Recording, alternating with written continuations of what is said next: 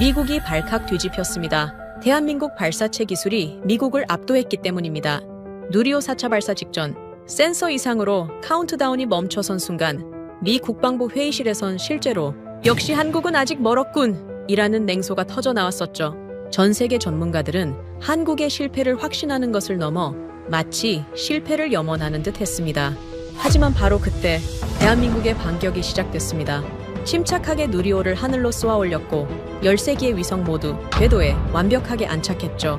더욱 놀라운 사실은 대한민국의 발사체 기술을 목격한 전문가들의 반응이었습니다. 한국의 로켓 기술이 미국을 추월했습니다. 도대체 무슨 일이 벌어진 걸까요? 미국을 뛰어넘은 대한민국의 발사체 기술, 지금 시작합니다. 구독과 좋아요로 대한민국의 밝은 미래를 응원해주세요. 한국이 스페이스X 수준이라고요? 차라리 북한이 화성에 먼저 가겠다고 하세요. 워싱턴에서 출발하기 전날 밤, 브라이언이 위스키를 들이키며 던진 말이었습니다. 알렉스, 당신이 스페이스X에서 10년 일했으니까 알잖아. 재사용 발사체는 아무나 하는 게 아니야. 한국, 그냥 좋은 고객이지. 경쟁자는 절대 아니야. 그는 빈잔을 탁자에 내려놓으며 덧붙였죠. 누리호? 우리가 10년 전에 이미 지나온 길을 이제야 따라오는 거잖아. 2025년 11월 25일 새벽 5시, 전남 고흥 나로우주센터. 저는 미국 백악관 우주정책위원회 민간 자문 자격으로 이곳에 서 있었습니다. 알렉스 정, 한국계지만 미국에서 나고 자란 저는 스페이스X에서 재사용 엔진 총괄로 10년을 일했죠.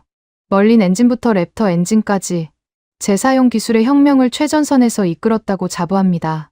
누리호 4차 발사를 평가하라는 임무를 받고 왔지만 솔직히 말해서 이미 결론은 내린 상태였습니다. 출입구에서 신분 확인을 마치자 장아린이라는 통역사가 다가왔습니다. 알렉스 정 박사님이시죠? 오늘 시험동, 관제동, 브리핑룸 순서로 동선이 잡혀 있습니다. 과학 전문 통역이라더니 용어 하나하나를 정확히 구사하더군요. 새벽 공기가 차가웠습니다. 외신 기자들이 생중계 오프닝 멘트를 연습하는 소리가 들렸어요. 한국의 4번째 도전이 시작됩니다. 같은 뻔한 문구들이었죠. 주한 미 대사관 국방무관 데이비드 클라인이 제 옆으로 왔습니다. 아침 먹으러 가시죠. 센터 바로 옆에 괜찮은 밥집이 있대요. 우주센터 옆에 밥집이라니. 의외였습니다. 걸어서 5분 거리, 복순내 밥상이라는 간판이 보였어요. 새벽인데도 불이 환했습니다. 문을 열고 들어가자 이상한 광경이 눈에 들어왔죠. 벽 한쪽이 신문 스크랩으로 빼곡했습니다. 누리호 1차, 2차, 3차 발사 기사들이었어요. 그런데 기사 옆에 손글씨, 메모가 붙어 있었습니다. 2021년 10월 21일, 이날 비가 많이 왔다. 2022년 6월 21일, 이날 장사가 잘 됐다. 2023년 5월 25일, 이날 우리 손자가 왔다. 어서 오세요. 김복순 사장이 나왔습니다. 60대 중반쯤 되어 보이는 분이었죠. 발사 보러 오신 분들이죠. 외국 분이신가 봐요. 데이비드가 한국어로 답했습니다. 네, 미국에서 왔습니다. 발사 평가하러 왔어요. 김복순 사장의 표정이 미묘하게 변했습니다. 평가요? 그럼 점수 매기러 오신 건가요? 제가 영어로 말하자 장아린이 통역했습니다. 기술적 검토를 위해서 왔습니다. 한국의 우주 개발 수준을 확인하는 거죠. 그래요? 그럼 잘 보고 가세요. 우리가 뭘 할 수 있는지. 약간의 자존심이 섞인 말투였습니다. 김복순 사장이 밥상을 내오며 벽을 가리켰습니다. 발사 있는 날이면 온 동네가 텔레비전 앞에 모여요. 작년 3차 발사 때는 어르신들이 다 같이 박수 치다가 우시기도 했죠. 80 넘은 할아버지가 내 살아생전에 우리나라 로켓이 우주에 가는 걸 보내 하시면서요. 문이 열리고 동네 어르신 몇 분이 들어왔습니다. 복순아, 오늘 발사 몇 시야? 내일 새벽이래요. 오늘은 준비하는 날이고. 어르신들이 실망한 표정으로 앉았습니다. 그중 한 분이 저희를 보고 물었어요. 외국 사람들이네. 뭐 하러 왔어? 장아린이 설명하자 할아버지가 목소리를 높였습니다. 뭐, 평가하러 왔다고. 누가 누굴 평가해. 우리가 얼마나 고생해서 여기까지 왔는데. 김복순 사장이 말렸습니다. 할아버지, 그냥 구경 왔대요. 데이비드가 물었습니다. 발사 날이면 정말 동네 사람들이 다 모여요? 그럼요. 김복순 사장이 스크랩 하나를 가리켰습니다. 이 기사 보세요. 2022년 2차 발사 성공한 날인데 비가 억수로 왔어요. 그래도 다들 우산 들고 와서 텔레비전 봤어요. 우리나라가 우주로 뭘 쏘아 올린다는데 비가 뭐가 대수예요. 저는 벽을 휴대폰으로 찍었습니다. 흥미로운 풍경이긴 했지만 머릿속으로는 다른 생각을 했죠. 감상적이네. 그래도 기준은 스페이스X야. 한국은 이제 겨우 시험 단계를 벗어났을 뿐이야. 장하린이 말했습니다. 누리호 3차까지 이미 성공했고 이번 4차는 위성 열세 기를 600km 궤도에 올리는 실전 운용입니다. 차세대 중형 위성 3호와 큐브 위성 12기가 실립니다. 열세 기라. 나쁘지 않았습니다. 하지만 스페이스X가 한 번에 올리는 위성 수를 생각하면 여전히 작은 규모였죠. 제가 펠컨 9 재사용 엔진을 담당할 때 우리는 한 번에 60기씩 올렸으니까요. 문이 또 열렸습니다. 젊은 엔지니어로 보이는 사람들이었어요. 한국항공우주연구원 로고가 새겨진 점퍼를 입고 있었죠. 사장님, 김치찌개 3개요. 너희들 오늘도 밤샜구나? 네. 시험 마지막 점검이라서요. 내일이잖아요. 엔지니어 중 한 명이 우리를 보더니 속삭였습니다. 외국 평가단인가 봐요. 그들의 표정이 순간 경직됐습니다. 조용히 구석 자리로 가서 앉았죠. 김복순 사장이 다시 말했습니다. 저기 맨 위에 보이는 기사 있죠. 1차 발사 실패한 날이에요. 그때 다들 아쉬워했는데 그래도 다음에는 될 거다 하면서 응원했어요. 그리고 진짜로 2차 때 성공했잖아요. 3차도 성공했고 이번에도 될 거예요. 왜 그렇게 확신하세요? 제가 물었습니다. 여기 사람들 마음이 그래요. 실패해도 포기 안 해요. 오히려 더 응원해요. 그 마음이 모여서 저 로켓이 날아가는 거예요. 어르신 한 분이 끼어들었습니다. 저 양반한테 얘기해봐. 우리가 돈이 없어서 못하는 거지. 기술이 없어서 못하는 게 아니라고. 미국은 나라가 부자니까 막 쏘는 거잖아. 장하린이 조심스럽게 통역했고 저는 예의상 고개를 끄덕였습니다. 하지만 속으로는 생각했죠. 돈만의 문제가 아니야. 경험과 시스템의 문제지. 데이비드가 말했습니다. 한국이 독자 발사 능력을 갖춘 건 인정해야죠. 세계에서 7번째잖아요. 7번째가 아니라 첫 번째가 되어야 의미가 있죠. 제가 답했습니다. 재사용 발사체 시대에는 더욱 그래요. 스페이스X가 이미 표준을 만들었고 나머지는 그걸 따라가는 수준입니다. 장하린이 조용히 끼어들었습니다. 그 표준을 따라잡으려는 시도가 여기서 일어나고 있는 건 아닐까요? 저는 웃었습니다. 예의상 웃은 거였죠. 마음속으로는 브라이언의 말이 계속 맴돌았습니다. 차라리 북한이 화성에 먼저 가겠다고. 밥을 다 먹고 일어서려는데 김복순 사장이 한마디 더 했습니다. 저는 로켓 기술 같은 건 잘 몰라요. 하지만 이것만은 알아요. 여기 사람들이 얼마나 간절한지. 매번 발사 때마다 손에 땀을 쥐고 지켜보는 사람들이 얼마나 많은지. 미국 사람들도 그런 마음이 있었기 때문에 달에 간 거 아니에요? 센터로 돌아가는 길에 장하린이 물었습니다. 어떠셨어요? 인상적이네요. 외교적인 대답이었습니다. 진심으로 물어본 거예요. 잠시 멈췄다가 답했습니다. 마음은 이해합니다. 하지만 우주 개발은 마음으로 하는 게 아니죠. 기술력과 자본, 그리고 경험이 필요해요. 한국은 아직 그 3가지 모두에서 부족합니다. 장하린이 고개를 끄덕였습니다. 동의해서가 아니라 예상한 대답이었다는 듯이요. 그럼 오늘 시험동에서 뭘 보실 건가요? 데이터요. 숫자는 거짓말을 안 하니까. 관제동으로 가는 길에 거대한 발사대가 보였습니다. 누리호가 서 있었죠. 75m 높이라고 했습니다. 나름 위용이 있어 보였어요. 하지만 제 눈에는 여전히 스페이스X 펠컨 헤비의 축소판처럼 보였습니다. 오늘 시험동을 둘러보고 내일 발사를 지켜본 뒤 모레 워싱턴으로 돌아가서 보고서를 쓸 예정이었습니다. 보고서의 결론은 이미 정해져 있었죠. 한국은 훌륭한 파트너이자 고객이다. 하지만 재사용 발사체 분야에서 미국의 경쟁자는 아니다. 세계 최고 수준. 그건 오직 스페이스X만이 쓸 수 있는 표현이다. 그때까지만 해도 저는 그렇게 확신했습니다. 시점은 며칠 전으로 돌아갑니다. 11월 22일 워싱턴 DC 국방부 회의실. 제가 한국으로 출발하기 사흘 전이었죠. 오전 9시 회의실은 이미 긴장감으로 가득했습니다. 펜타곤 1인 깊숙한 곳에 있는 이 회의실은 미국 우주 전략의 방향을 결정하는 곳이었죠. 정면 스크린에는 스페이스X의 재사용 발사 이력 그래프가 떠 있었습니다. 2015년부터 2025년까지 완벽한 상승 곡선이었죠. 보시다시피 재사용 발사체가 발사 비용을 절반 가까이 줄였습니다. 제가 레이저 포인터로 그래프를 가리켰습니다. 킬로그램당 $2,000에서 $1,000 이하로. 스페이스X가 만든 이 표준은 이제 전 세계 우주 산업의 기준이 되었죠. 세계 최고 수준의 기준은 이미 정해져 있습니다.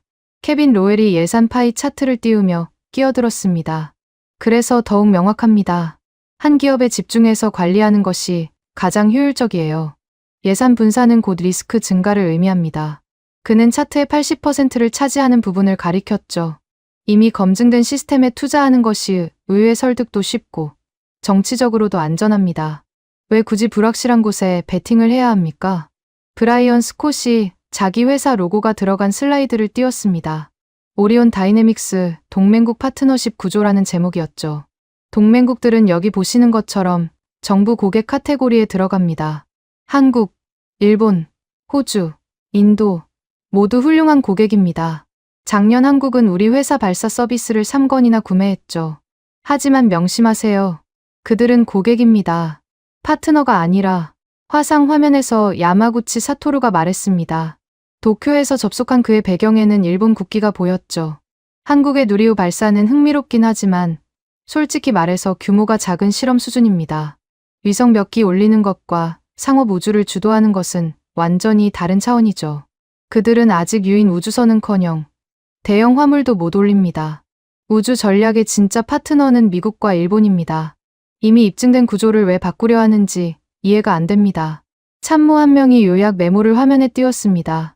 동맹국 우주 역량 평가라는 제목 아래 각국이 표로 정리되어 있었죠. 한국은 발사장 제공, 부품 공급, 데이터 제공 칸에만 체크가 되어 있었습니다. 전략 파트너 칸은 비어 있었고 기술 혁신 칸에는 물음표가 찍혀 있었어요. 저도 그게 맞다고 생각했습니다. 그때까지는요. 한국 출장은 형식적인 절차입니다. 케빈이 커피를 한 모금 마시며 말했습니다. 우리가 동맹국 기술도 검토한다는 것을 보여주는 제스처죠. 알렉스, 당신이 가서 잘하고 있다. 계속 노력하라 정도만 말하고 오면 됩니다. 보고서도 2~3페이지면 충분해요. 브라이언이 웃으며 덧붙였습니다. 한국 시장은 중요해요. 위성 발사 수요가 꾸준히 늘고 있거든요. 2차 전지, 반도체 위성들 말이죠. 좋은 관계를 유지해야 합니다. 고객으로서 말이죠. 그들이 독자 개발하겠다고 하면 격려해 주되 결국은 우리 서비스를 사는 게 경제적이라는 걸 은근히 알려주세요. 회의가 진행되는 동안 저는 노트북 화면 구석에 떠있는 내부 분석 메모를 훑어봤습니다. 국방부 정보분석팀이 작성한 150페이지짜리 문서였죠. 대부분 예상한 내용이었는데 한 문장이 눈에 들어왔습니다. 각주 123번이었어요. 누리호 1차부터 3차까지 축적된 연소 시험 데이터 규모가 예상보다 크다. 연간 20에서 40회 시험 수행. 특히 터보펌프 연소 불안정성 관련 데이터는 미공개 상태지만 규모로 추정 시 스페이스X 초기 4년과 맞먹는 수준. 잠깐, 연간 20에서 40회. 스페이스X 초창기와 비슷한 수준이었습니다. 그런데 왜 이게 각주에만 있는 거지? 저는 문서를 더 뒤적였습니다. 관련 내용이 더 있었어요. 한국항공우주연구원, 실패 데이터를 폐기하지 않고 전량 보존, 압력 급상승, 연소 불안정, 구조 진동 등 실패 사례를 데이터베이스화. 하지만 그 내용들은 모두 각주나 부록에 묻혀 있었고 본문에서는 단 한 줄로 요약되어 있었죠. 한국, 발사체 기술 개발 지속 중. 질문 있으신 분? 제가 프레젠테이션을 마치며 물었습니다. 한 참모가 손을 들었습니다. 해군 중령 계급장을 단 여성이었죠. 한국이 재사용 발사체 개발을 선언했다던데 가능성이 있을까요? 야마구치가 화면에서 비웃었습니다. 재사용 발사체요. 그들이 아직 일회용 발사체도 제대로 못 만드는데 10번 쏴서 10번 성공해야 그 다음 이야기를 할 수 있는 거 아닙니까? 누리호는 아직 3번밖에 안 쐈어요. 동의합니다. 브라이언이 말했습니다. 재사용 기술은 차원이 다릅니다. 착륙, 정비, 재발사, 이 사이클을 완성하려면 최소 10년은 더 필요할 겁니다. 한국이 10년 뒤에도 우리를 따라잡을 수 있을까요? 불가능하죠. 그때쯤이면 우리는 화성에 도시를 건설하고 있을 겁니다. 그때 같은 참모가 다시 물었습니다.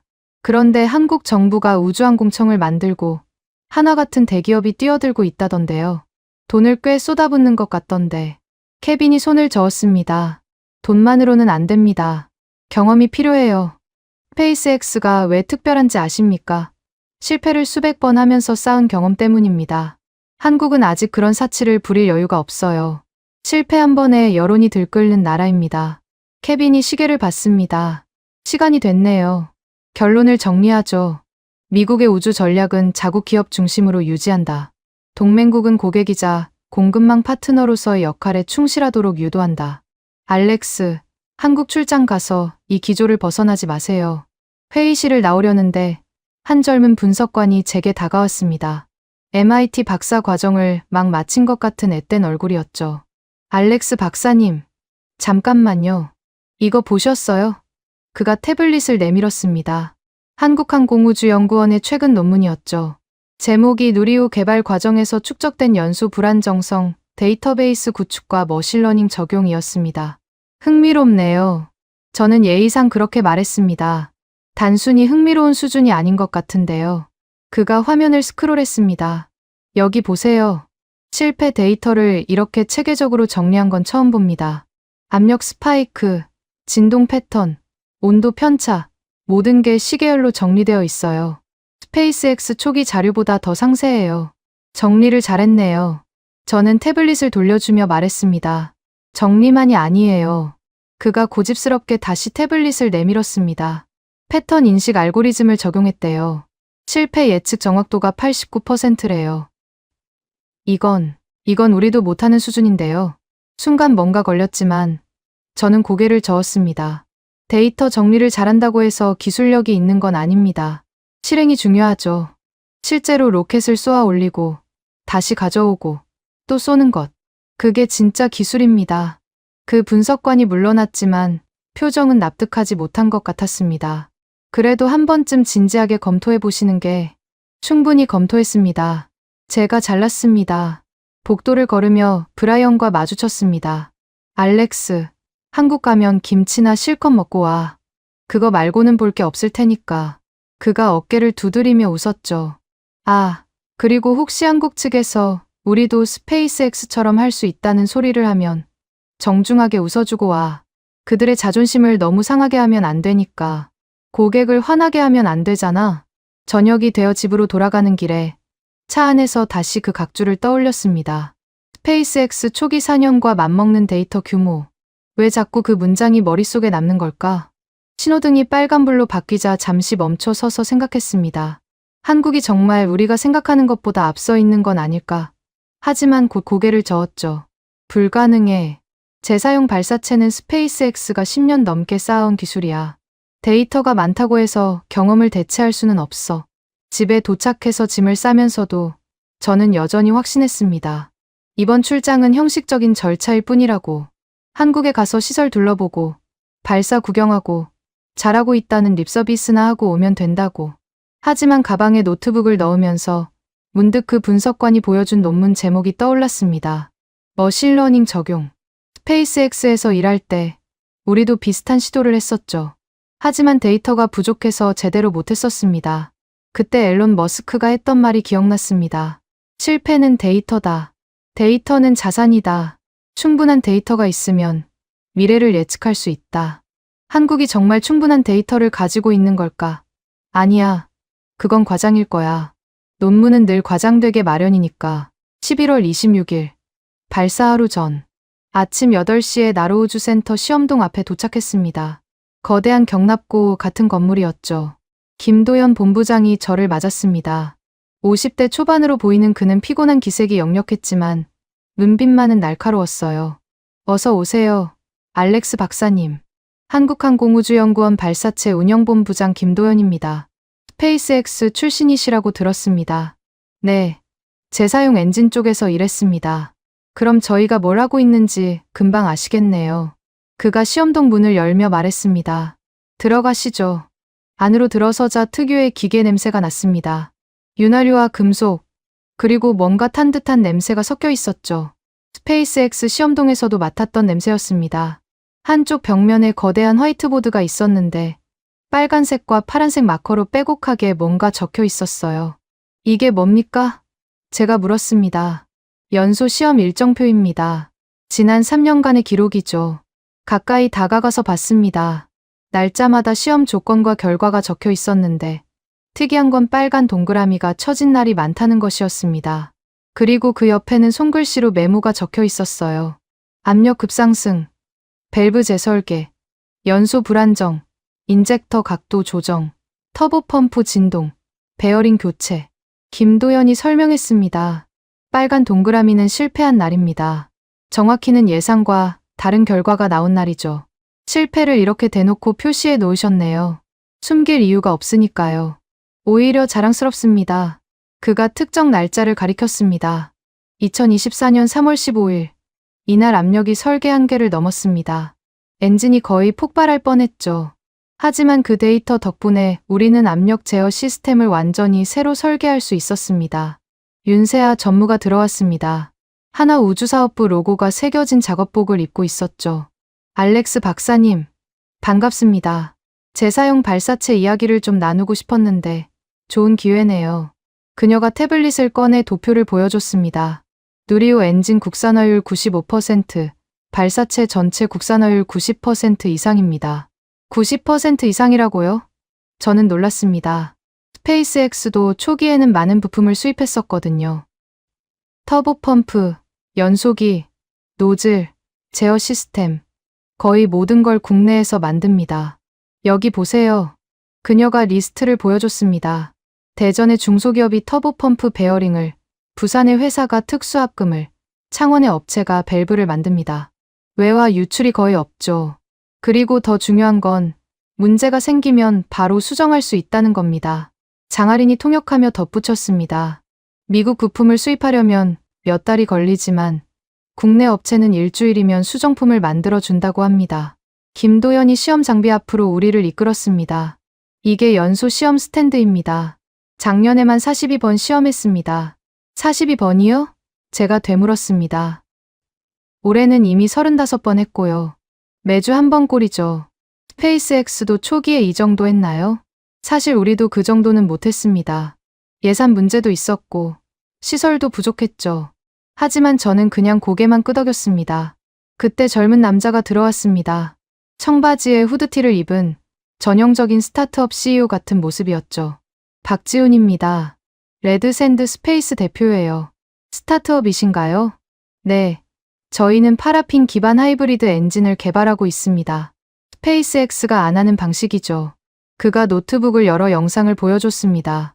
첫 번째 영상은 작은 로켓이 수직으로 올라갔다가 비틀거리며 떨어지는 장면이었어요. 첫 시험입니다. 보시다시피 완전히 실패했죠. 이어서 두 번째 영상을 틀었습니다. 이번엔 로켓이 안정적으로 올라갔다가 정확히 원위치에 착륙했습니다. 2달 후입니다. 같은 엔진, 다른 제어 시스템이죠. 2달 만에요. 실패 데이터를 분석해서 제어 알고리즘을 완전히 바꿨습니다. 압력 편차, 추력 벡터, 자세 제어, 모든 데이터를 머신러닝으로 분석했죠. 한국항공우주연구원이 공개한 데이터베이스도 참고했고요. 윤세아가 끼어들었습니다. 이게 한국식입니다. 실패를 숨기지 않고 공유하죠. 대기업, 연구원, 스타트업이 데이터를 공유합니다. 미국은 이런 게 가능한가요? 솔직히 불가능했습니다. 스페이스X는 데이터를 절대 공개하지 않았고 나사조차 접근하기 어려웠죠. 하지만 저는 다르게 답했습니다. 각자의 방식이 있는 거죠. 김도연이 다시 화이트보드 앞으로 갔습니다. 여기 보세요. 2023년 9월부터 2024년 8월까지 1년간 연소 시험 53회. 그중 실패가 19회입니다. 3분의 1이 실패예요. 그걸 자랑스럽게 말씀하시는 건가요? 물론이죠. 그가 웃었습니다. 실패 19회는 곧 개선점 19개를 찾았다는 뜻입니다. 여기 보세요. 그가 그래프를 가리켰습니다. 실패율이 점점 줄어들죠. 2025년 들어서는 실패가 단 2건뿐입니다. 학습 곡선이 거의 수렴했다는 뜻이죠. 윤세아가 덧붙였습니다. 하나는 이 데이터를 바탕으로 재사용 발사체를 개발하고 있습니다. 첫 발사를 2027년으로 잡고 있어요. 미국보다 빠를 수도 있습니다. 미국보다 빠르다고요? 제가 비웃듯 말했습니다. 적어도 가격은 더 쌀 겁니다. 그녀가 단호하게 말했습니다. 국산화율 90%의 힘이죠. 부품값이 미국의 3분의 1입니다. 장하린이 조용히 통역하며 말했습니다. 이 모든 게 실패를 지우지 않고 쌓는 문화에서 나온 거라고 합니다. 한국에서는 실패가 부끄러운 게 아니라 다음 성공의 재료라고 보는 거죠. 저는 화이트보드를 휴대폰으로 찍었습니다.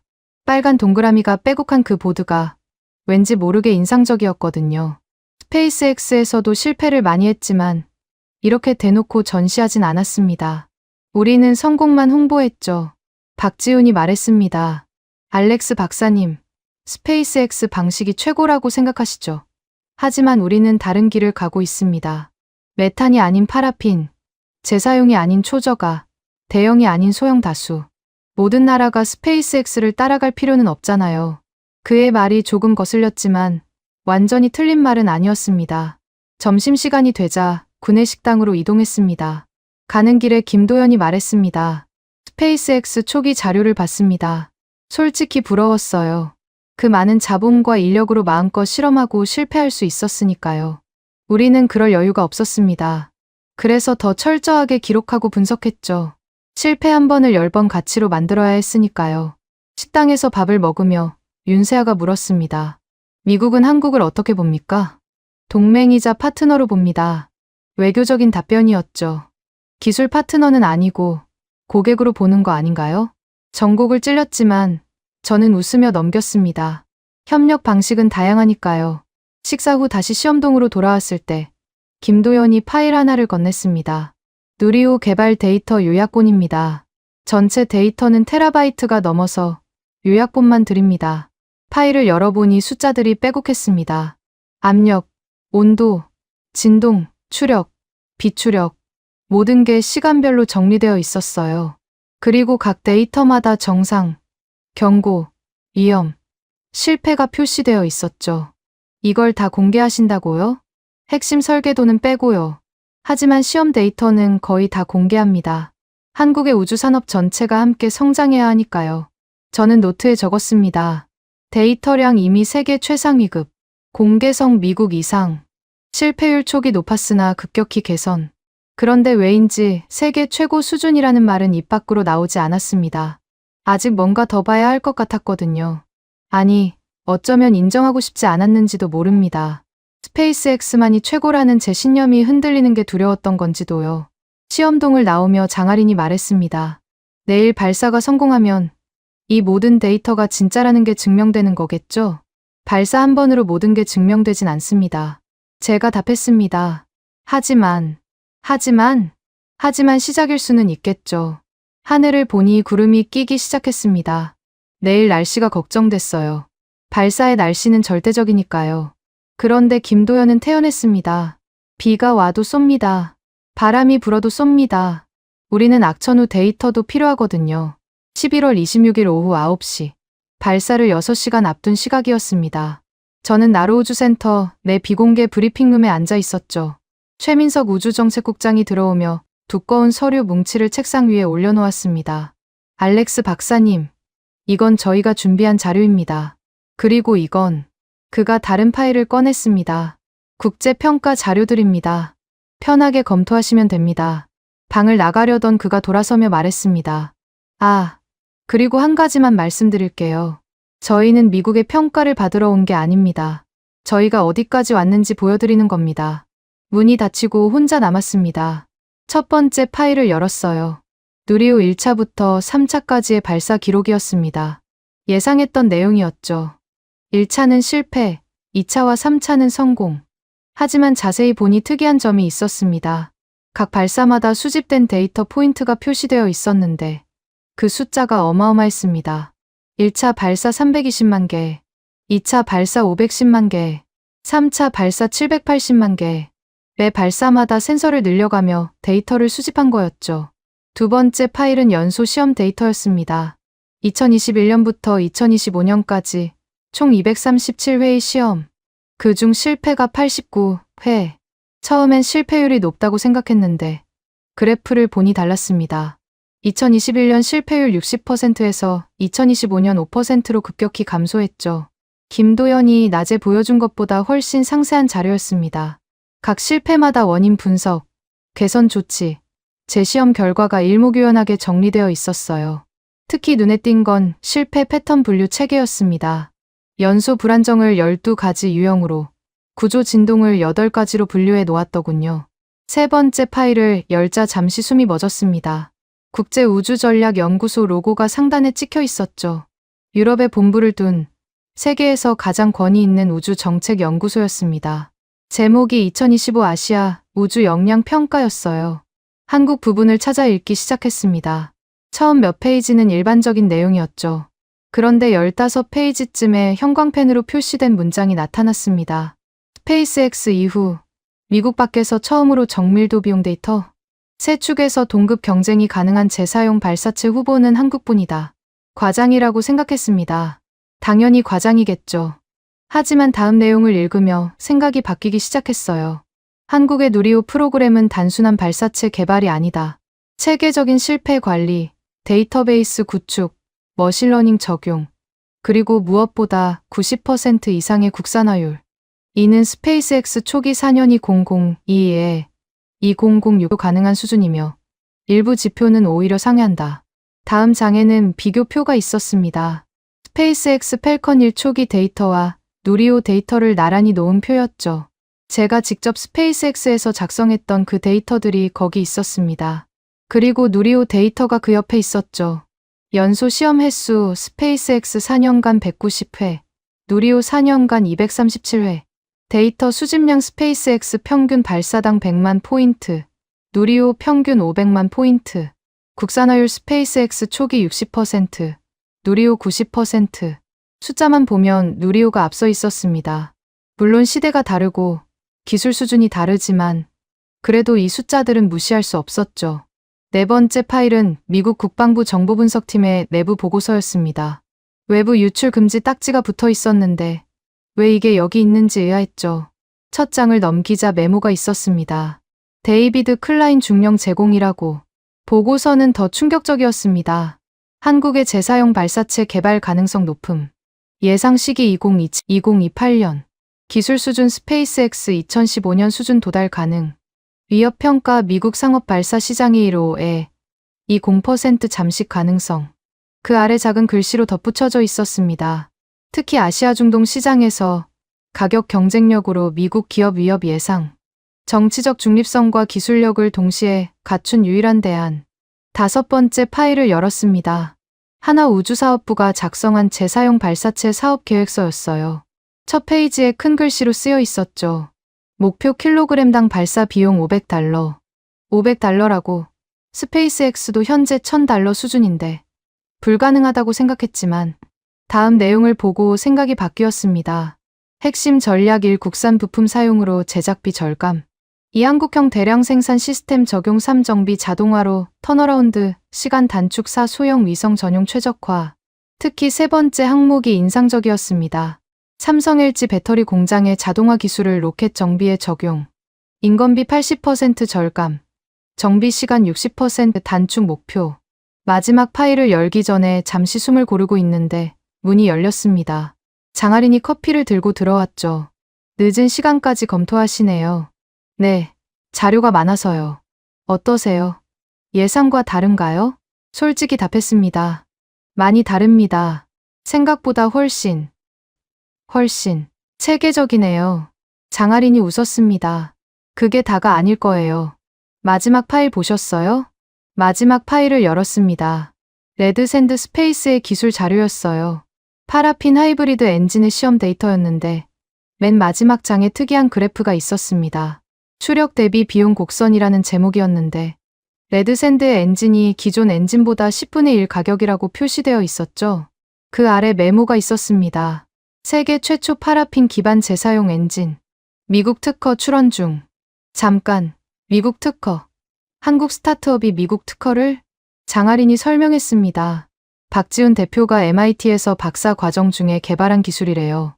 한국에 돌아와서 창업했고 이제 미국 시장을 노리고 있죠. 자료들을 다시 정리하며 노트에 적기 시작했습니다. 연소 시험 데이터 스페이스X 초기 4년치와 동급. 일부 상회. 국산화율 90% 이상.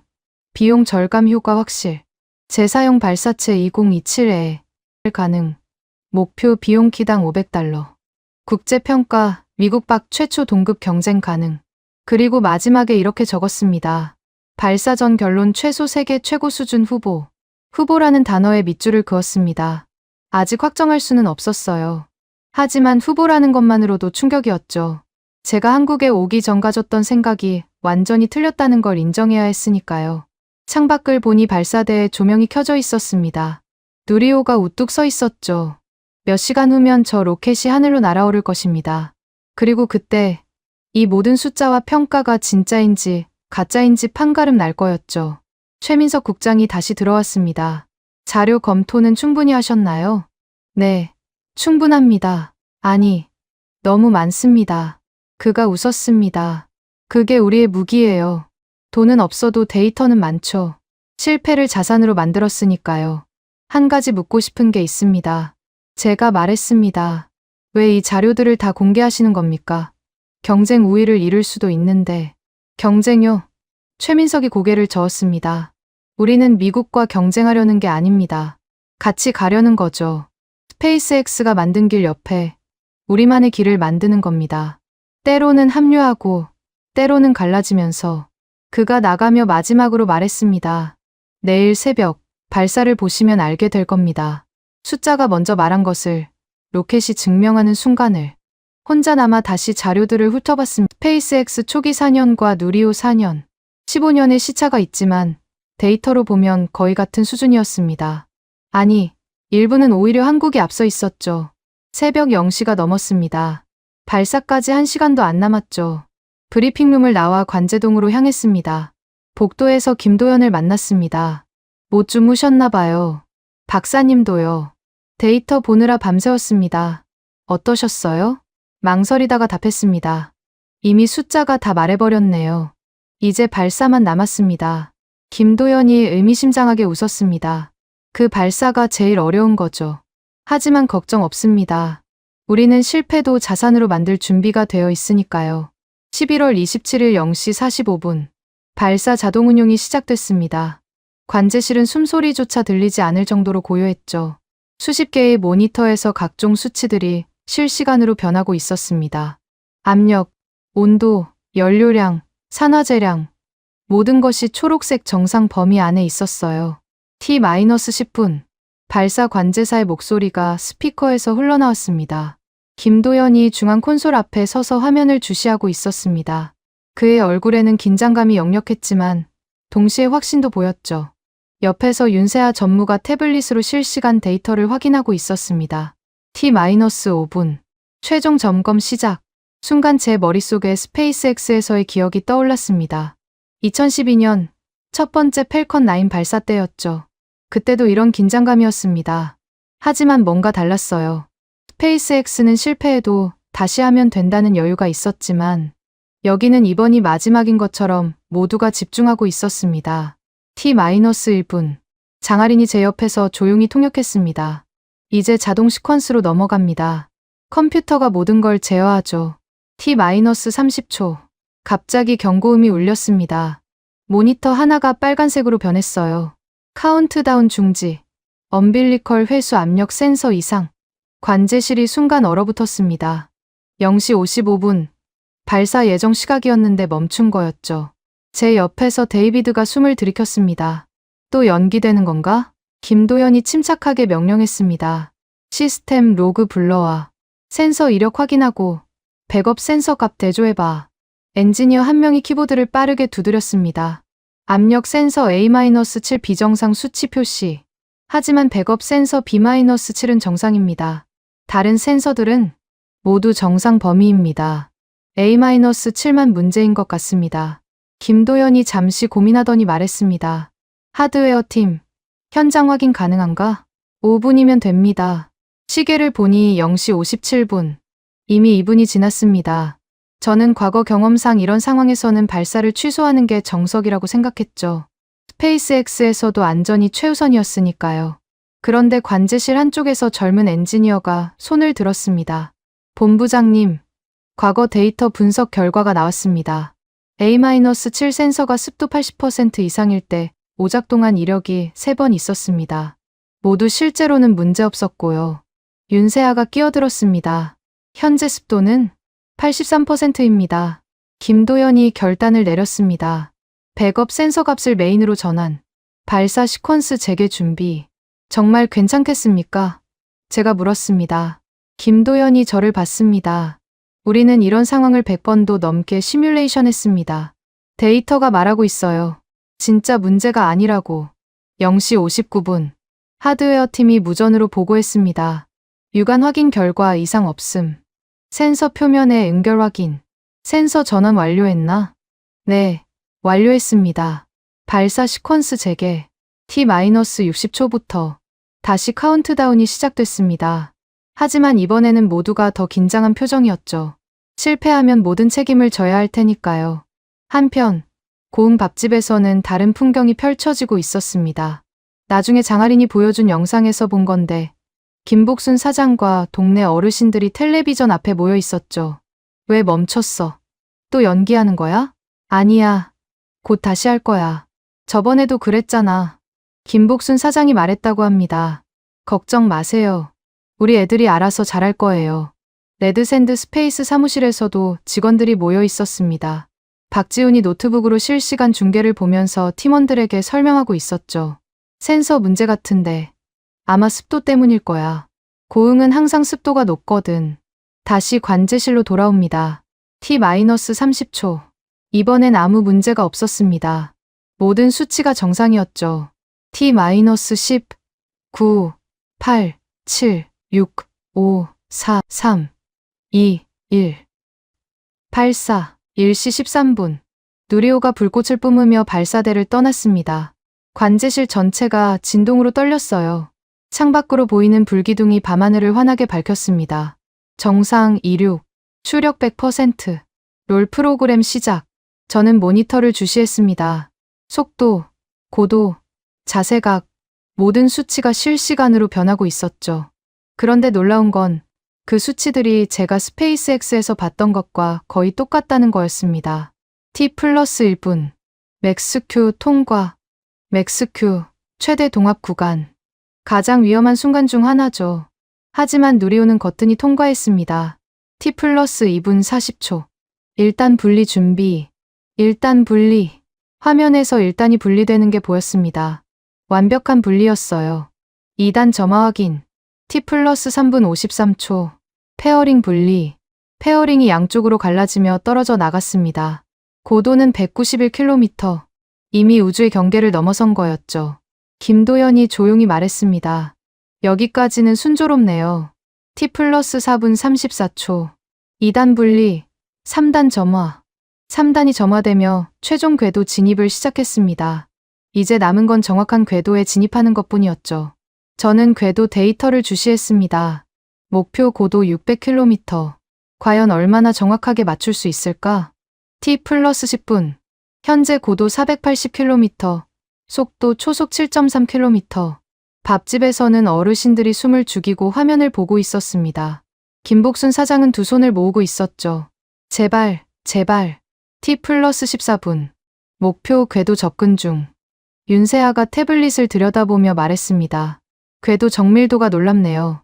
오차 범위 1km 이내로 들어올 것 같습니다. 1km, 600km 고도에서 1km 오차는 경이로운 수준이었습니다. 스페이스X도 초기에는 이 정도 정밀도를 내기 어려웠죠. T+14분 57초. 궤도 진입 완료. 잠시 정적이 흘렀습니다.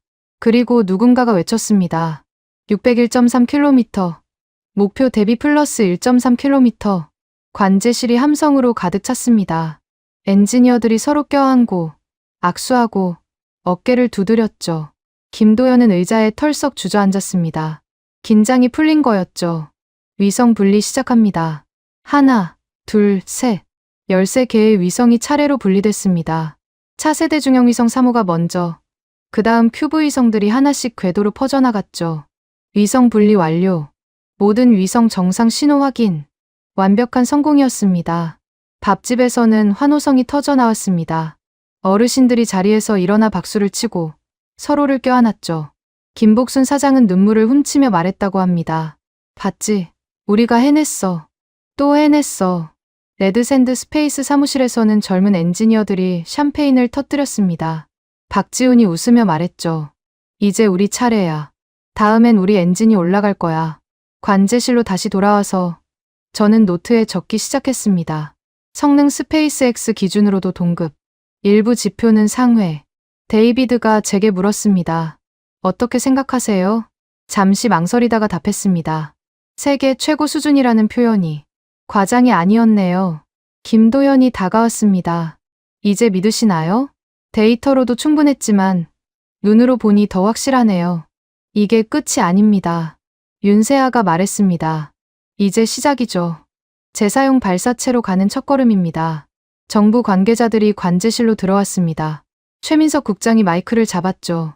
여러분, 대한민국 역사상 가장 정밀한 발사였습니다. 이제 우리는 단순한 우주 진입국이 아니라 우주 강국의 반열에 올랐습니다. 박수가 터져 나왔습니다. 하지만 저는 다른 생각을 하고 있었죠. 이들이 정말 2027년까지 재사용 발사체를 만들 수 있을까? 오늘 본 것을 토대로 하면 충분히 가능할 것 같았습니다. 새벽 2시, 언론 브리핑이 시작됐습니다. 한국 정부와 우주항공청, 한국항공우주연구원 합동 브리핑이었죠. 누리호 4차 발사가 성공적으로 완료됐습니다. 18분 지연이 있었지만 이는 센서 습도 문제였으며 백업 시스템으로 완벽하게 대응했습니다. 기자들의 질문이 쏟아졌습니다. 그중 한 외신 기자가 물었죠. 한국이 이제 스페이스X와 경쟁할 수 있다고 보십니까? 최민석 국장이 답했습니다. 경쟁이 아니라 협력입니다. 하지만 기술적으로는 충분히 대등한 위치에 올라섰다고 봅니다. 저는 그 말에 고개를 끄덕였습니다. 4시간 전이었다면 비웃었을 말이지만 이제는 인정할 수밖에 없었죠. 새벽 3시, 밖으로 나왔습니다. 하늘을 올려다봤죠. 어딘가에 누리호가 올려놓은 위성들이 돌고 있을 거였습니다. 장하린이 옆으로 왔습니다. 이제 믿으시나요? 한국도 할 수 있다는 걸? 믿는다기보다는 인정합니다. 세계 최고 수준이라는 게 빈말이 아니었다는 걸. 스페이스X만이 답이 아니라는 것도요? 잠시 생각하다가 답했습니다. 각자의 길이 있는 거죠. 스페이스X는 스페이스X의 길을, 한국은 한국의 길을. 11월 27일 오후 4시. 인천공항으로 가는 차 안에서 저는 계속 노트북을 들여다보고 있었습니다. 누리호 4차 발사 데이터를 정리하고 또 정리했죠. 궤도 정밀도 0.2%, 위성 전량 성공, 18분 지연을 극복한 위기관리 능력. 이 모든 게 제가 알던 한국과는 달랐습니다. 비행기 안에서도 자료 정리를 계속했습니다. 한국항공우주연구원이 준 데이터, 국제평가 보고서, 하나의 재사용 발사체 계획서, 레드샌드 스페이스의 하이브리드 엔진 자료. 워싱턴에 도착할 때쯤엔 150페이지짜리 보고서 초안이 완성되어 있었죠. 11월 28일 오전 9시. 펜타곤 1인 회의실. 제가 들어서자 이미 케빈 로엘과 브라이언 스콧이 와 있었습니다. 화상 화면에는 도쿄의 야마구치도 연결되어 있었죠. 알렉스, 잘 다녀왔나? 케빈이 커피를 마시며 물었습니다. 한국 로켓 구경은 어땠어? 예상과 달랐습니다. 제가 답했습니다. 브라이언이 비웃었습니다. 설마 감동이라도 받았나? 위성 13개 올린 걸로? 저는 노트북을 열어 화면에 연결했습니다. 데이터를 보시죠. 첫 슬라이드는 궤도 정밀도 그래프였습니다. 누리호와 스페이스X 펠컨 9의 초기 발사들을 비교한 그래프였죠. 누리호 4차 발사, 목표 600km, 실제 601.3km, 오차 0.2%, 펠컨 9 초기 열외 발사 평균 오차 0.5%. 케빈이 인상을 찌푸렸습니다. 한 번의 성공으로 뭘 증명한다는 건가? 한 번이 아닙니다. 다음 슬라이드를 넘겼습니다. 2차, 3차, 4차 모두 0.3% 이내 정밀도입니다. 이건 운이 아니라 시스템이죠. 야마구치가 화면에서 손을 흔들었습니다. 그래도 규모가 작잖습니까? 위성 13개? 우리는 한 번에 100개도 올립니다. 맞습니다. 하지만 이걸 보세요. 세 번째 슬라이드였습니다. 연소 시험 데이터입니다. 2021년부터 2025년까지 237회, 스페이스X가 2002년부터 2006년까지 수행한 190회보다 많습니다. 브라이언이 끼어들었습니다. 시험 횟수가 많다고 기술이 좋은 건 아니죠. 실패가 많아서 그런 거 아닙니까? 실패를 자산으로 만들었습니다. 제가 답했습니다. 실패율이 2021년 60%에서 2025년 5%로 감소했습니다. 전형적인 학습 곡선이죠. 스페이스X와 동일한 패턴입니다. 케빈이 테이블을 두드렸습니다. 그래서 그들이 스페이스X만큼 좋다는 건가? 그건 과장이야. 과장이 아닙니다. 저는 다음 슬라이드를 띄웠습니다. 국제우주전략연구소 보고서였죠. 형광펜 표시된 문장이 화면에 크게 나타났습니다. 스페이스X 이후 미국 밖에서 처음으로 정밀도 비용 데이터. 세 축에서 동급 경쟁이 가능한 재사용 발사체 후보는 한국뿐이다. 회의실이 조용해졌습니다. 브라이언이 먼저 반격했습니다. 그 연구소가 뭐 그리 대단한가? 유럽 애들이 미국 견제하려고 쓴 보고서 아니야? 미국 국방부 정보분석팀도 동일한 결론을 냈습니다. 저는 다른 문서를 열었습니다. 한국 재사용 발사체 개발 가능성 높음. 2027년에서 2028년 상용화. 미국 상업 발사 시장의 15에서 20% 잠식 가능. 케빈의 얼굴이 붉어졌습니다. 그건 최악의 시나리오를 가정한 거야. 실제로는 불가능해. 왜 불가능합니까? 제가 물었습니다. 그들은 이미 국산화율 90%를 달성했습니다. 발사 비용이 우리의 3분의 1입니다. 야마구치가 비웃었습니다. 싸다고 좋은 건가요? 품질은요? 신뢰성은요? 오늘 새벽 발사를 직접 봤습니다. 제가 말했습니다. 센서 이상으로 18분 지연됐지만 그들은 데이터 분석으로 문제를 해결했습니다. 그리고 성공했죠. 이게 신뢰성 아닙니까? 브라이언이 일어섰습니다. 알렉스, 당신 한국에 너무 감동받은 것 같은데. 며칠 가서 김치 먹고 왔다고 갑자기 한국 편드는 건가? 편드는 게 아니라 사실을 말하는 겁니다. 저도 일어섰습니다. 우리가 계속 무시하면 2030년쯤엔 아시아 시장을 전부 뺏길 겁니다. 케빈이 손을 들어 제지했습니다. 진정하자고. 알렉스, 설령 당신 말이 맞다고 쳐도 지금 전략을 바꿀 수는 없어. 의회가 뭐라고 하겠어. 자국 기업 두고 한국과 손잡는다고? 단일 기업 의존이 더 위험합니다. 제가 화이트보드로 갔습니다. 마커를 들고 크게 썼죠. 우주동맹 2.0. 그 아래 계속 적었습니다. 미국 한국 재사용 발사체 공동개발, 기술 공유, 발사장 공동 사용, 리스크 분산. 브라이언이 코웃음을 쳤습니다. 미친 소리야. 우리 기술을 왜 공유해? 그들이 우리한테 줄 게 뭐가 있는데? 데이터입니다. 제가 답했습니다. 237회 연소 시험 데이터, 실패 패턴 분류 체계, 머신러닝 알고리즘, 그리고 무엇보다 아시아 시장 접근권. 데이비드 클라인이 처음으로 입을 열었습니다. 저도 현장에 있었습니다. 알렉스 박사 말이 맞습니다. 한국은 이미 우리가 생각하는 수준을 넘어섰어요. 야마구치가 화를 냈습니다. 그럼 일본은 어떻게 되는 겁니까? 우리가 진짜 동맹 아닙니까? 일본도 중요합니다. 제가 말했습니다. 하지만 재사용 발사체 분야에서는 한국이 앞서 있는 게 사실입니다. 케빈이 고개를 저었습니다. 안 돼. 너무 급진적이야. 기존 전략을 유지하는 게 안전해. 안전하다고요? 저는 목소리를 높였습니다. 중국이 재사용 발사체 개발하고 있습니다. 인도도 마찬가지고요. 우리만 스페이스X에 의존하다가는 다 놓칩니다. 브라이언이 냉소적으로 말했습니다. 그래서 한국이 구세주라는 건가? 고작 로켓 4번 쏜 나라가? 제가 마지막 슬라이드를 띄웠습니다. 하나의 재사용 발사체 로드맵이었죠. 2027년 첫 발사. 킬로그램당 $500. 우리 현재 가격의 절반입니다. 불가능해. 브라이언이 소리쳤습니다. 삼성과 LG의 자동화 기술을 로켓 정비에 적용한대요. 제가 설명했습니다. 인건비 80% 절감. 한국이 배터리와 반도체에서 어떻게 세계 1등이 됐는지 아시죠? 같은 방식입니다. 회의실에 무거운 침묵이 흘렀습니다. 한 참모가 조심스럽게 물었습니다. 만약 한국과 협력한다면 구체적으로 뭘 얻을 수 있습니까?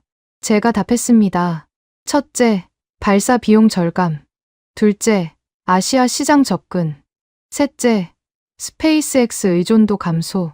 넷째, 중국 견제를 위한 전진기지. 케빈이 한숨을 쉬었습니다. 이건 내 결정 사항이 아니야. 더 높은 곳에서 결정해야 해. 그럼 보고서에 뭐라고 쓸 겁니까? 제가 물었습니다. 케빈이 잠시 고민하더니 말했습니다. 한국은 예상보다 발전했다. 하지만 여전히 보조 파트너 수준이다. 이 정도? 그건 거짓말입니다. 제가 단호하게 말했습니다. 제가 직접 쓰겠습니다. 브라이언이 경고했습니다. 알렉스, 커리어 조심해. 대세를 거스르면 당신만 손해야. 진실을 외면하는 게 더 큰 손해입니다. 회의가 끝나고 복도로 나왔을 때 몇몇 젊은 참모들이 제게 다가왔습니다. 박사님, 용기 있는 발언이었습니다. 데이터만 보면 당신 말이 맞아요. 하지만 정치적으로는 저는 쓴웃음을 지었습니다. 정치가 기술을 이기는 게 문제죠. 점심시간, 케빈이 따로 불렀습니다. 알렉스, 당신이 본 건 인정해. 하지만 현실을 봐. 의회, 기업, 여론, 모든 게 현상 유지를 원해. 언제까지요? 중국이나 러시아가 우리를 위협할 때까지. 그때는 늦습니다. 케빈이 어깨를 으쓱했습니다. 그게 미국식이잖아. 위기가 와야 바뀌는 거. 오후에 보고서를 쓰면서 저는 계속 고민했습니다. 정치적으로 안전한 보고서를 쓸 것인가, 아니면 진실을 쓸 것인가. 결국 저는 첫 페이지에 이렇게 썼습니다. 한국은 이미 세계 최고 수준의 발사체 기술을 보유했다. 재사용 발사체 개발도 2027년 가능하다. 미국은 한국을 고객이 아닌 파트너로 인식해야 한다. 그렇지 않으면 10년 안에 아시아 우주 시장을 잃을 것이다. 그리고 마지막에 덧붙였습니다. 세계 최고 수준의 기술을 외면하는 것이야말로 진짜 리스크다. 11월 28일 오후 2시 국방부 지하 3층 동맹 우주안보 브리핑룸. 미국과 동맹국 대표들이 모인 비공개 회의였습니다. 영국, 프랑스, 독일, 일본, 호주, 그리고 한국. 각국 우주 담당 고위 관료들과 군 관계자들이 원형 테이블에 둘러앉아 있었죠. 저는 발표 좌석에 섰습니다. 손에는 우주동맹 2.0 초안이 들려 있었어요. 케빈은 구석에서 불안한 표정으로 저를 지켜보고 있었고, 브라이언은 아예 참석하지 않았습니다. 대신 그의 부하가 와서 메모만 하고 있었죠. 시진사 숙녀 여러분, 제가 시작했습니다. 오늘 저는 우주 개발의 새로운 패러다임에 대해 말씀드리려 합니다. 첫 슬라이드를 띄웠습니다. 누리호 4차 발사 장면이었죠. 불기둥을 뿜으며 하늘로 솟구치는 로켓의 모습이 화면을 가득 채웠습니다. 이틀 전, 한국이 누리호 4차 발사에 성공했습니다. 목표 궤도 600km, 실제 도달 고도 601.3km, 오차 0.2%, 위성 열세 기 전량 궤도 안착. 일본 대표가 손을 들었습니다. 야마구치의 부하였죠. 그게 왜 특별한가요? 일본은 이미 수십 년 전부터 특별한 이유를 설명드리죠. 다음 슬라이드를 넘겼습니다. 데이터 비교표였어요. 연소 시험 횟수. 한국 237회, 스페이스X 초기 4년 190회, 국산화율. 한국 95%, 스페이스X 초기 60%. 독일 대표가 관심을 보였습니다. 흥미롭네요. 계속하시죠. 세 번째 슬라이드. 국제우주전략연구소 보고서의 핵심 문장이 화면에 크게 나타났습니다. 스페이스X 이후 미국 밖에서 처음으로 정밀도 비용 데이터. 세 축에서 동급 경쟁이 가능한 재사용 발사체 후보는 한국뿐이다. 브리핑룸이 술렁거렸습니다. 프랑스 대표가 앞으로 몸을 기울였고 영국 대표는 태블릿에 뭔가를 빠르게 적기 시작했죠. 잠깐, 호주 대표가 말했습니다. 미국이 한국 기술을 그 정도로 평가한다는 건가요? 제가 직접 현장에서 확인했습니다. 제가 답했습니다. 그리고 이제 중요한 말씀을 드리겠습니다. 심호흡을 했습니다. 이 순간이 제 커리어의 분기점이 될 수도 있었죠. 하지만 진실을 말해야 했습니다. 스페이스X 이후 미국이 처음으로 자국 밖 기술을 세계 최고 수준, 재사용 발사체 표준으로 인정해야 할 때가 왔습니다. 그 대상은 한국입니다. 정적이 흘렀습니다. 그 정적은 충격의 정적이었죠. 일본 대표가 벌떡 일어났습니다. 말도 안 돼. 한국이 무슨. 데이터가 말하고 있습니다. 제가 그를 제지했습니다. 한국은 이미 재사용 발사체 개발에 착수했고 2027년 첫 발사를 목표로 하고 있습니다. 킬로그램당 $500. 현재 우리 가격의 절반입니다. 케빈이 마지못해 끼어들었습니다. 알렉스 박사의 견해는 다소 급진적입니다. 하지만 데이터는 검토할 가치가 있습니다. 프랑스 대표가 물었습니다. 그래서 미국은 뭘 하자는 겁니까? 제가 화이트보드로 갔습니다. 크게 썼죠. 우주동맹 2.0. 그 아래 계속 적었습니다.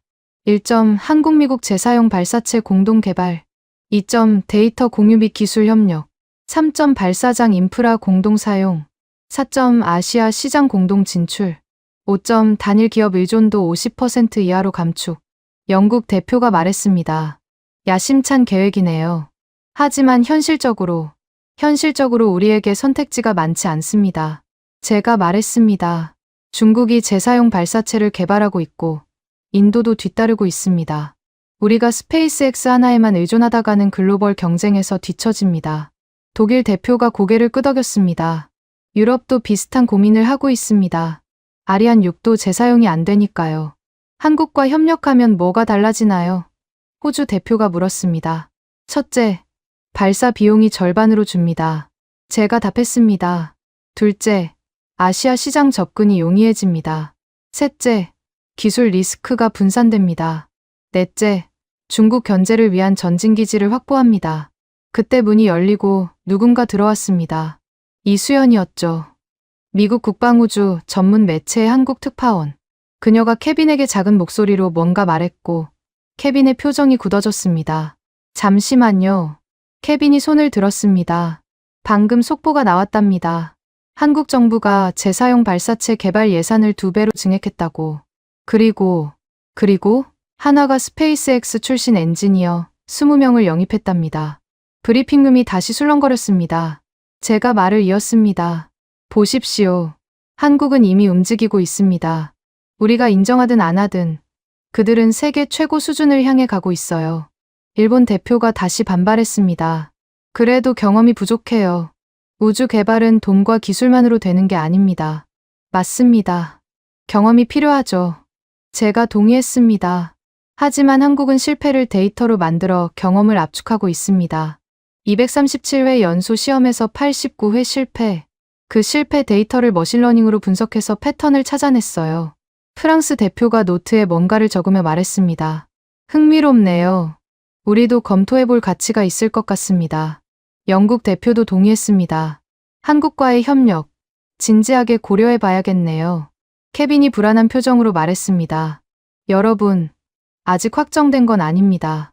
이건 알렉스 박사의 개인 견해가 아닙니다. 제가 단호하게 말했습니다. 이건 데이터가 말하는 진실입니다. 그리고 오늘 이 자리에서 제가 공식적으로 말씀드립니다. 미국이 처음으로 외국 기술에 의존하는 재사용 발사체 시대가 올 것입니다. 그 파트너는 한국이 될 가능성이 높습니다. 회의가 끝난 후 복도에서 이수연이 저를 불렀습니다. 알렉스 박사님, 방금 하신 말씀 기사화해도 될까요? 공식 브리핑에서 한 발언입니다. 써도 됩니다. 그녀가 노트북을 꺼내 빠르게 타이핑하기 시작했습니다. 제목이 보였죠. 우주동맹 2.0 미국이 처음으로 인정한 한국식 재사용 발사체. 오후 4시 이수연의 기사가 온라인에 올라왔습니다. 30분도 안 되어 한국 언론들이 받아서 보도하기 시작했죠. 고흥 밥집에서는 김복순 사장이 스마트폰으로 뉴스를 보고 있었습니다. 장아린이 옆에서 기사를 번역해 읽어주고 있었죠. 미국 백악관 우주정책위원회 자문 알렉스 정 박사는 한국이 스페이스X 이후 처음으로 세계 최고 수준의 재사용 발사체 기술을 보유한 국가라고 평가했다. 김복순 사장이 벽에 붙은 누리호 스크랩을 보며 말했습니다. 우리 동네 로켓이 세계 최고라니 믿어지지 않네. 하나 우주사업부 사무실에서는 윤세아 전무가 긴급 회의를 소집했습니다. 방금 미국발 기사 봤죠? 이제 시작입니다. 내년 예산 2배 증액 확정됐고 스페이스X 출신 엔지니어들도 다음 주 합류합니다. 팀원 하나가 물었습니다. 정말 2027년에 재사용 발사체 쏠 수 있을까요? 쏴야죠. 아니, 반드시 쏩니다. 미국이 인정했는데 못하면 창피하잖아요. 레드샌드 스페이스 사무실에서는 박지훈이 직원들과 함께 기사를 읽고 있었습니다. 여기 보세요. 우리 회사 이름도 나왔어요. 파라핀 하이브리드 엔진을 개발하는 레드샌드 스페이스도 주목받고 있다라고. 젊은 엔지니어가 웃으며 말했습니다. 대표님, 이제 우리도 세계 최고 수준인 거예요? 아직은 아니지만 곧 될 겁니다. 미국이 인정했으니 투자도 들어올 거고 기술 개발도 가속화될 거예요. 나로우주센터 관제실에서는 김도연 본부장이 직원들에게 말하고 있었습니다. 자, 들었죠? 이제 전 세계가 우리를 주목하고 있습니다. 부담스럽지만 동시에 기회입니다. 누리호 5차 발사 준비와 함께 재사용 발사체 개발도 본격화합니다. 서울과학기술 관련 부처 사무실에서는 최민석 국장이 장관에게 보고하고 있었습니다. 미국이 공식적으로 우리 기술을 인정했습니다.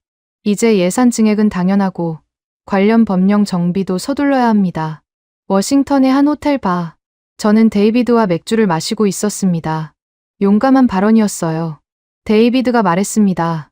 커리어 리스크가 클 텐데 진실을 말한 것뿐입니다. 그 진실이 많은 걸 바꿀 겁니다. 좋은 쪽으로든 나쁜 쪽으로든. 제가 웃었습니다. 적어도 거짓말은 안 했으니까요. 밤 10시 제 휴대폰이 울렸습니다. 한국 번호였죠. 장아린이었습니다. 알렉스 박사님, 기사 봤어요. 정말 감사합니다. 감사할 일이 아닙니다. 사실을 말한 것뿐이에요. 그 사실을 인정하는 게 얼마나 어려운지 아시잖아요. 특히 미국 입장에서 어렵지만 필요한 일이었습니다.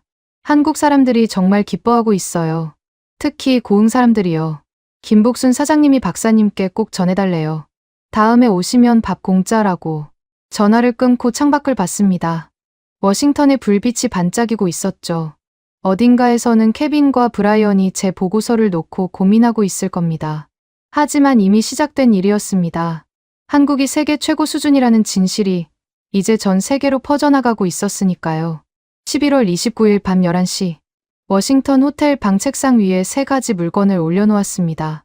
나로우주 센터 출입 패스, 고흥 밥집 영수증, 그리고 동맹 우주안보 브리핑 배지. 나흘 동안의 여정을 압축한 증거들이었죠. 노트북을 열었습니다. 보고서 최종본을 써야 했어요. 화면에는 이미 150페이지가 넘는 초안이 있었지만 첫 페이지가 마음에 들지 않았습니다. 지우고 다시 썼죠. 한국은 재사용 발사체 시대의 옵션이 아니라 스페이스X 이후 미국이 처음으로 외국에서 찾은 세계 최고 수준 표준이다. 이 문장을 쓰고 나서 잠시 멈췄습니다. 나흘 전에 제가 이 문장을 봤다면 비웃었을 겁니다. 차라리 북한이 화성에 먼저 가겠다던 브라이언처럼 말이죠. 밥집 영수증을 들어봤습니다. 김치찌개 7,000원. 그 아래 김복순 사장의 손글씨가 있었어요. 또 오세요. 간단한 메모였지만 그 안에 담긴 따뜻함이 느껴졌습니다. 그녀가 했던 말이 떠올랐습니다. 발사 날이면 온 동네가 텔레비전 앞에 모여요. 비가 와도 눈이 와도 그때는 그저 감상적이라고 생각했죠. 하지만 이제 알 것 같았습니다. 그 마을 사람들의 응원이 모여서 정말로 로켓을 우주로 보낸 거였다는 걸. 기술만으로는 불가능한 사람들의 믿음이 만든 기적이었던 거죠. 출입 패스를 뒤집어 봤습니다. 제가 메모한 글씨가 있었어요. 데이터량 이미 세계 최상위급. 시험동에서 김도연 본부장이 보여준 화이트보드를 본 후 적은 거였죠. 빨간 동그라미로 가득한 그 시험표가 아직도 눈에 선했습니다. 실패를 숨기지 않고 자랑스럽게 전시한 그 용기가 브리핑 배지를 만지작거렸습니다. 오후에 제가 미국이 처음으로 외국에서 찾은 세계 최고 수준 표준이라고 말했을 때 회의실에 충격받은 표정들이 떠올랐어요. 특히 일본 대표의 당황한 얼굴과 프랑스 대표의 흥미로운 눈빛이. 그 순간 저는 역사의 전환점에 서 있다는 걸 느꼈습니다. 휴대폰이 울렸습니다. 메시지였죠. 장아린이 보낸 사진이었습니다. 고흥 밥집 벽에 새로 붙은 스크랩.